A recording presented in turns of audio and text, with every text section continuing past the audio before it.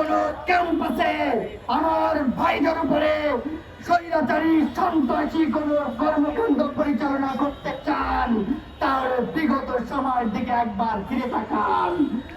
আমরা বিগত কয়েকদিন থেকে লক্ষ্য করে আসছি, কুয়েট থেকে তেজগাঁও কলেজ, তেজগাঁও কলেজ থেকে ঢাকা পলিটেকনিক, ঢাকা পলিটেকনিক থেকে চট্টগ্রাম সিটি কলেজ থেকে শুরু করে বাংলাদেশের প্রতিটি ক্যাম্পাসে এই খুনি সরকারের নির্দেশে পেটুয়া সন্ত্রাসী বাহিনীকে রেলিয়ে দেওয়া হয়েছে।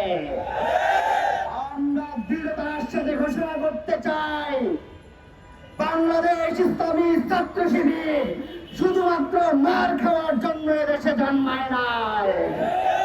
আমরা বিগত সময়ে নিজেকে ফেরাউনের উত্তরসূরি দাবি করা স্বৈরাচার শেখ হাসিনাকে দেশ থেকে তাড়িয়েছি। সুতরাং খান্দা চুরি করে দেশকে দুর্নীতিতে চ্যাম্পিয়ন করে পুরুষের মতো পেছনের দরজা দিয়ে দেশ থেকে পালিয়ে যাওয়া এই পুরুষ তারেক রহমানকে আমরা ভয় করি না। আমরা তাদেরকে স্মরণ করিয়ে দিতে চাই, বাংলাদেশ ইসলামী ছাত্র শিবিরকে আপনারা দুর্বল মনে করবেন না।